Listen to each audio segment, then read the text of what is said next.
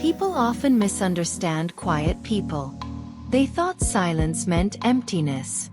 They assumed stillness meant weakness. They believed the absence of words meant the absence of thought. They were wrong. Quiet people are rarely empty. They are full, often overflowing. This is a story about 3 of them. Listen closely. Elias, the observer. Elias learned early that speaking wasn't always safe. Not because his home was loud or violent, but because it was crowded with voices that never paused long enough to listen. At family gatherings, opinions filled the room before questions ever did. Advice arrived before understanding. Judgment arrived before curiosity. So Elias learned something quietly. If I stay silent, I can see everything. While others spoke, he watched. He noticed how his uncle laughed louder when insecure. How his aunt interrupted when uncomfortable. How people talked most when they wanted to avoid listening to themselves. Elias rarely spoke unless asked. And even then, he chose words carefully. People called him shy. They didn't know his silence was intentional. Quiet people don't rush into connection. Not because they don't want it, but because they understand something most people don't. Words reveal intentions faster than actions, but silence reveals patterns. Elias watched how people treated waiters. How they spoke about others when those people weren't present. How their tone changed depending on who entered the room. By the time others decided who they trusted, Elias already knew who to keep distance from. Quiet people don't lack social skills. They lack patience for pretense. Mira, the listener everyone used. Mira was quiet for a different reason. She listened because people leaned on her. Friends told her everything. Their fears, their betrayals, their secrets. Mira rarely interrupted. She believed listening was kindness. What she didn't realize, at first, was that people often confuse kindness with availability.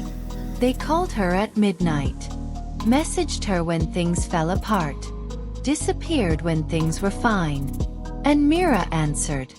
Quiet people often become emotional shelters because they don't demand attention. They absorb it. The hidden mental load of quiet people. What people never saw was how heavy silence became. Mira carried stories that weren't hers. Pain she didn't create. Emotions she never expressed out loud. Quiet people process internally. They replay conversations. Analyze tone. Revisit moments long after others forget them. This makes them emotionally intelligent, but also emotionally tired. Silence isn't rest when it's full of unspoken thoughts. Daniel, the quiet man everyone underestimated. Daniel worked in the same office for 5 years. He arrived early, left on time, spoke when necessary. He wasn't charismatic. He wasn't loud. He didn't dominate meetings. So people assumed he lacked ambition. They were wrong. Daniel understood something important about group dynamics. Those who talk the most are often reacting. Those who listen are often planning. While others fought for visibility, Daniel learned systems. He noticed inefficiencies, observed leadership flaws, studied power without announcing it. Quiet people rarely compete loudly. They position themselves silently. The psychology of silence.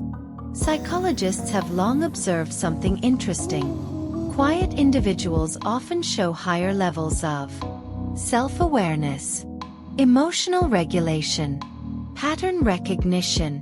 Because they speak less, they listen more. Because they listen more, they notice contradictions. Quiet people often detect dishonesty faster. Not through words, but through inconsistencies. They don't interrupt lies. They store them. Why quiet people are often misjudged. Silence makes people uncomfortable. It creates space, and space invites projection. People assume quiet people are judging, insecure, uninterested. In reality, quiet people are often assessing, conserving energy, choosing depth over noise. Mira once overheard someone say, "She's nice, but she doesn't say much."